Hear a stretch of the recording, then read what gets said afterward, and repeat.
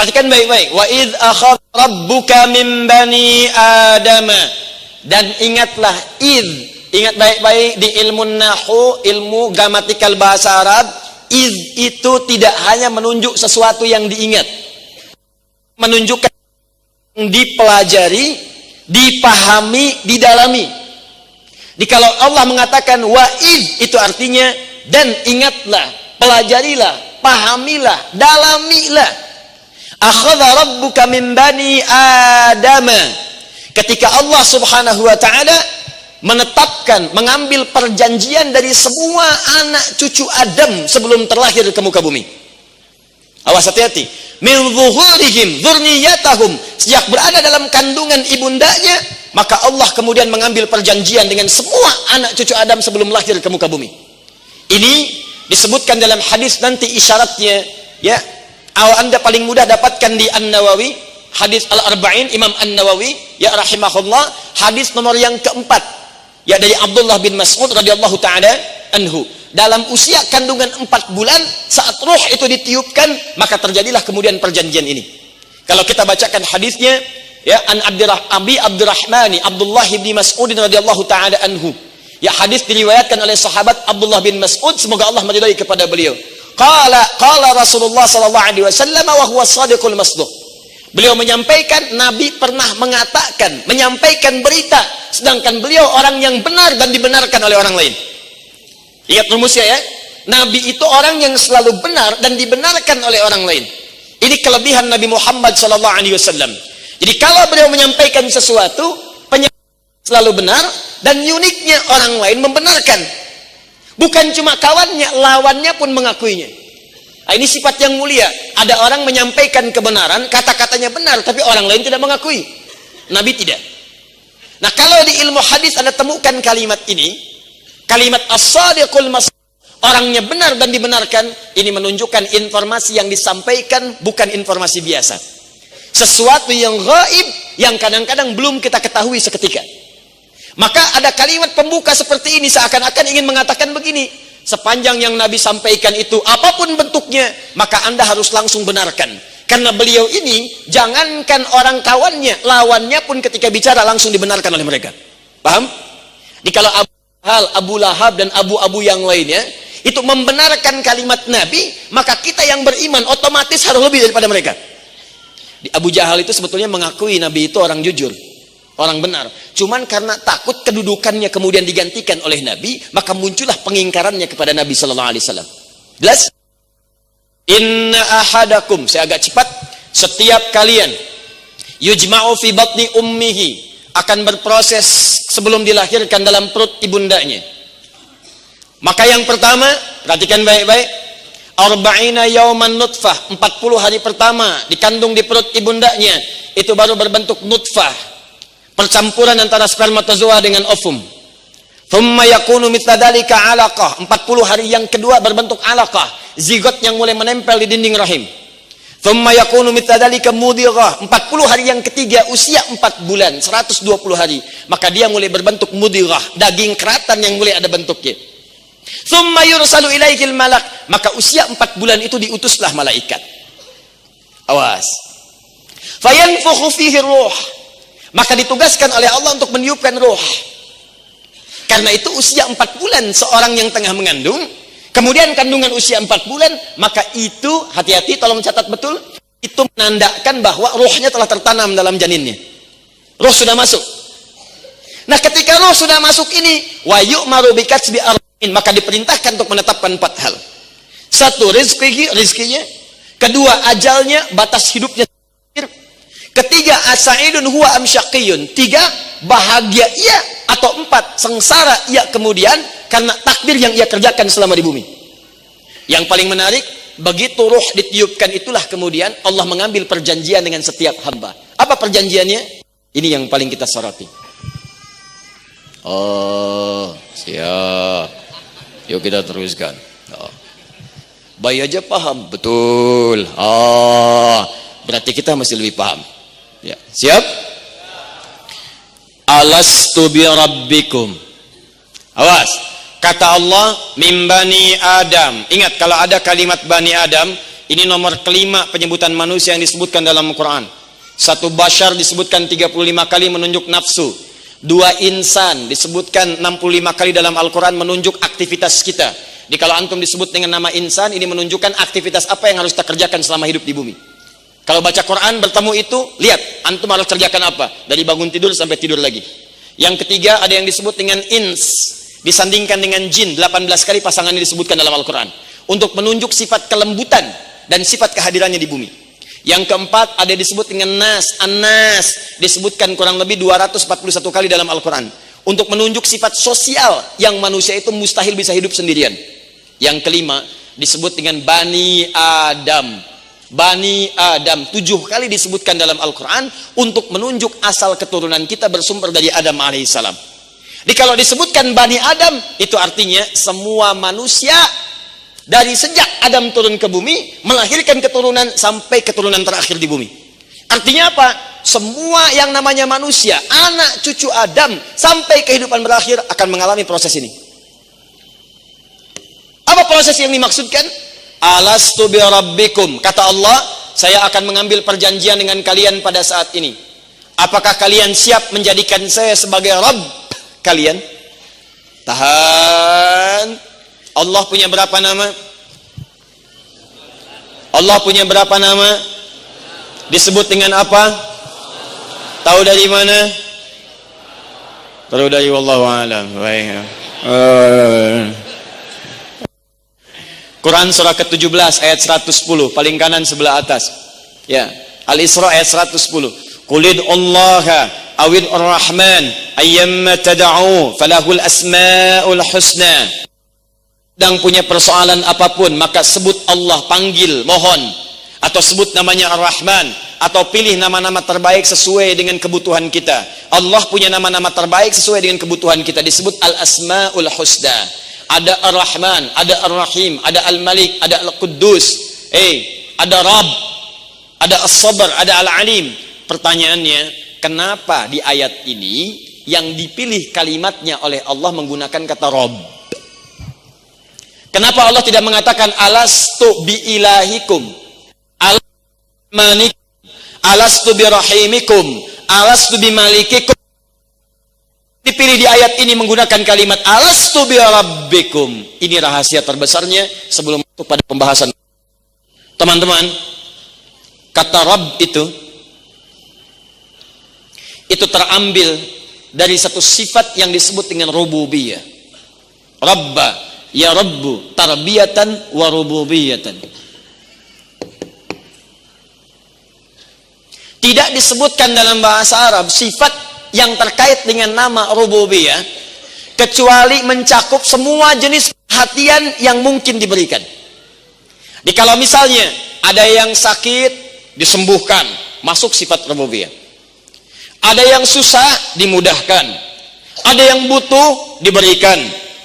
Ada yang ingin disampaikan. Di semua apa yang dibutuhkan dipenuhi. Maka itu yang disebut dengan sifat rububiyah. Kalau sifatnya terbatas dengan batasan tertentu, bisa ngasih sekarang, nanti belum tentu. Misal, orang tua saat Anda sekolah dicarikan kemudian biayanya, diberikan kemudian kebutuhannya. Tapi begitu wafat, hilang semua pemberiannya. Pemberian sifat rububiyah yang terbatas keadaannya, terbatas waktunya, maka sosok yang memberikan itu disebut.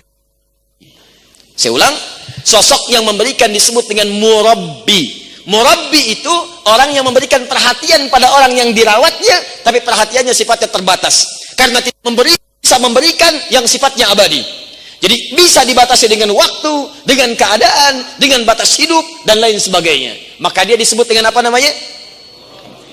Tapi kalau sifat perhatian itu tidak punya batas dan cepat diberikannya, begitu minta kasih, butuh diberi, sulit mudah, ingin diberikan, maka rubah kalimatnya kemudian menjadi Rabb.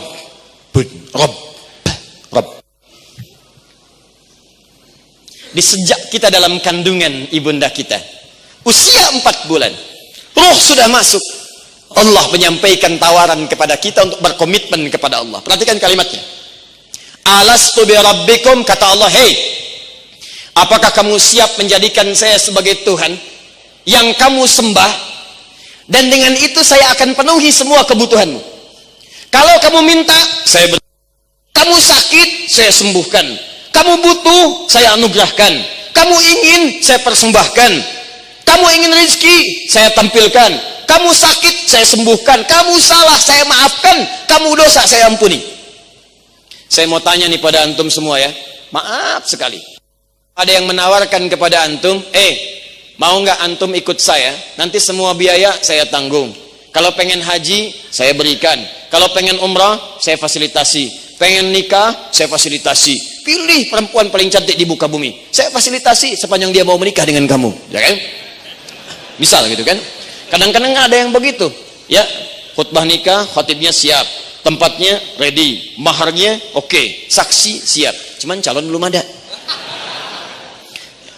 Semua kamu akan saya permudah. Kira-kira, maaf, ketika ditawarkan demikian, antum jawabannya apa? Menerima atau tidak?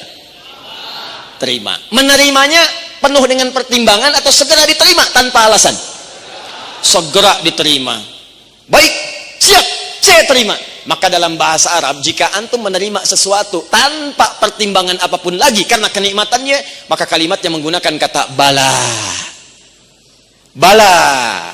Awas, cuman sekali, bukan bala-bala, bala. Kalau antum sebutkan, iya, tapi masih mikir. Iya enggak ya? Iya, tapi masih ada pertimbangan. Direktur mengatakan, kamu kesini, karyawan, datang, siap, iya, naam. Naam. Di lisannya mengatakan iya, di pikirannya baru tadi dipanggil, sekarang dipanggil lagi.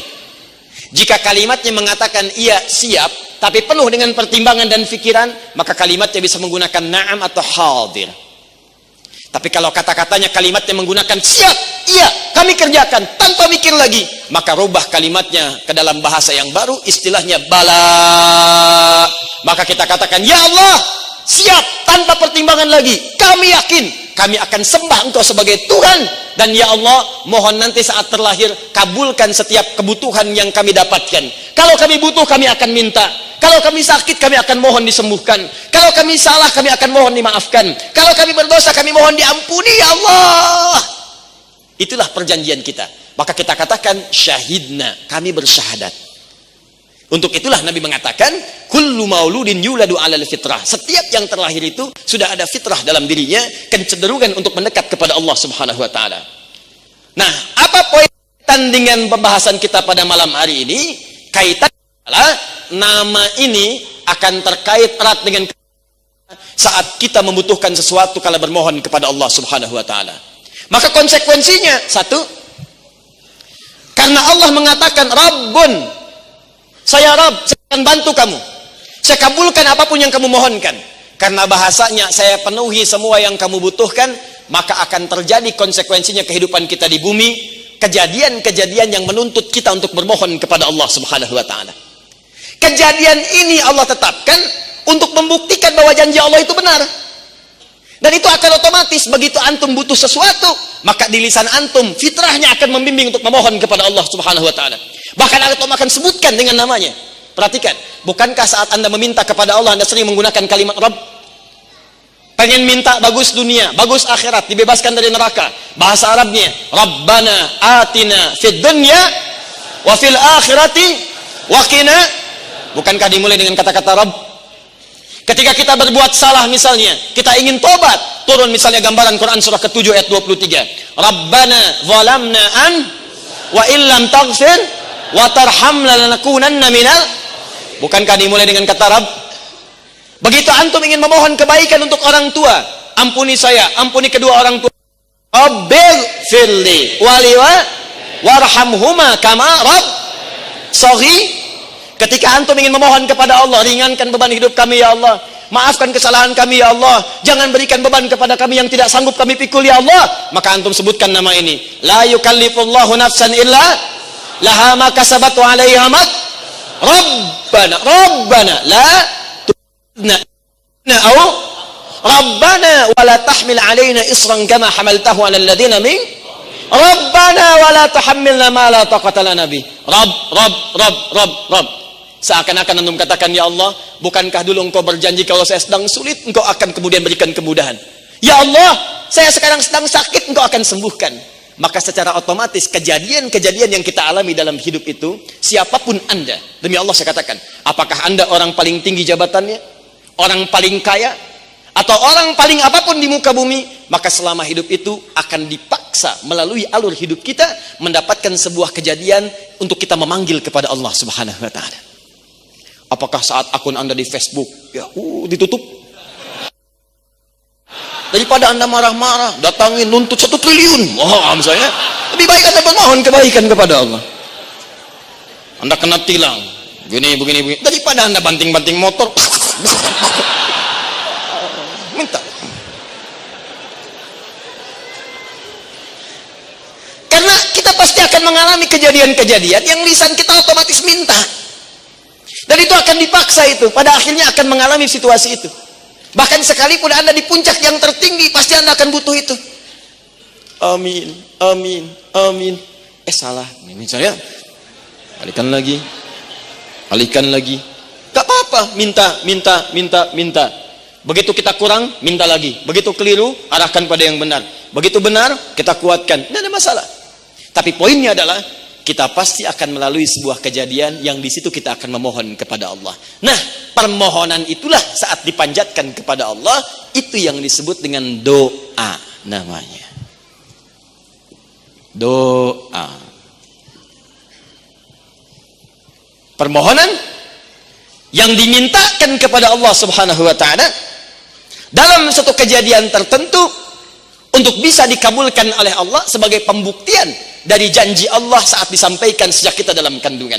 Jadi doa ini dibuat oleh Allah bukan sekadar ingin mengabulkan permintaan kita, tapi untuk menepati janji Allah. Saya berjanji sama kamu untuk membuktikan janji itu, maka kita menghadapi kehidupan dengan hidup itulah kemudian Allah buktikan janjinya. Nih, saat kamu dalam kandungan, saya berjanji kepadamu akan memudahkan hidupmu. Sekarang kamu punya masalah, saya buktikan janji saya. Sekarang saya tuntut dari itu semua, bagaimana dengan janjimu untuk menuhankan saya? Makanya ketika ada orang yang kemudian ditepati janjinya oleh Allah di bumi, tapi dia tidak menepati janjinya kepada Allah untuk menyembahnya, maka dia akan punya persoalan dengan Allah saat dia meninggalkan bumi ini. Paham sampai sini? Kalau sudah paham, sekarang kita masuk kepada inti bahasannya. Bagaimana cara kita berdoa itu? Ada berapa jenisnya? Seperti apa caranya? Dan bagaimana konsekuensinya? Inilah inti bahasan kita pada malam hari ini. Mudah-mudahan sisa waktunya cukup untuk menguraikan itu semua insya Allah. Baik, jadi tadi baru mukaddimah, sekarang kita baru mulai intinya. Ya. Sampai jam berapa kita insya Allah? Siap. Ya, siap. Jam 9 saya selesai. Antum silahkan.